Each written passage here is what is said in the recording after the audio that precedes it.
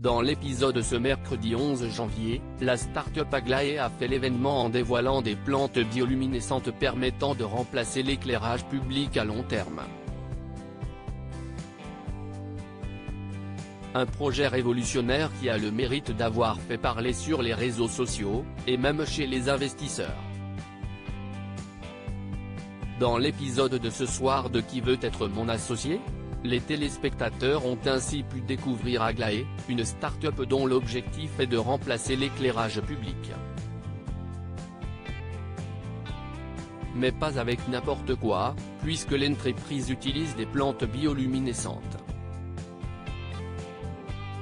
Une solution aussi écolo que visuellement marquante.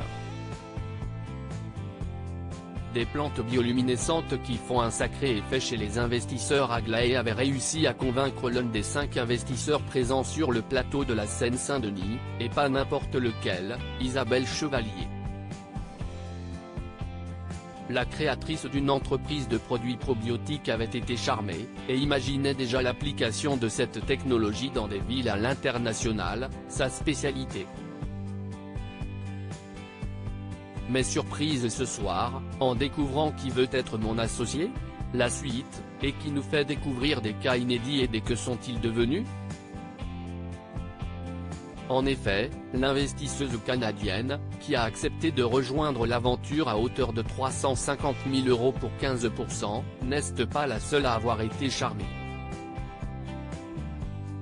Car quelques semaines plus tard, Sophie Humbert, qui est derrière le projet, a vu son destin s'accélérer à toute vitesse. Elle a depuis fait le tour du globe, passant par Dubaï et le Canada, où elle a retrouvé Isabelle Chevalier. Jean-Pierre Nadir s'ajoute à Isabelle Chevalier, charmé par le projet Messi est à son retour de Montréal que son aventure a pris un tournant encore plus inattendu en rencontrant Jean-Pierre Nadir, qui n'était pas présent lors de la présentation initiale. Et si est cette rencontre, où elle a pu montrer les possibilités visuelles d'Aglaé et de ses plantes luminescentes, qui a convaincu l'investisseur de mettre de l'argent dans la société de la jeune femme. J'ai voulu trouver une solution et échanger avec elle pour rentrer au capital, explique-t-il.